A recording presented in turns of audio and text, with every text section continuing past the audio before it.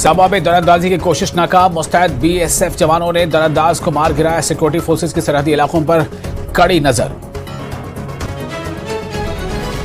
पुंछ में दहशतगर्दों का मददगार गिरफ्तार। कब्जे से एक पिस्तौल बरामद। पुलिस कर रही है पूछताछ। सिक्योरिटी फोर्सेस की इंसदाद दहशतगर्दी की मुहिम जारी। राजौरी में सिक्योरिटी एहलकारों को मिली कामयाबी। दहशतगर्दों की कमीनगाह का किया पर्दाफाश। असलहा और गोला बारूद बरामद।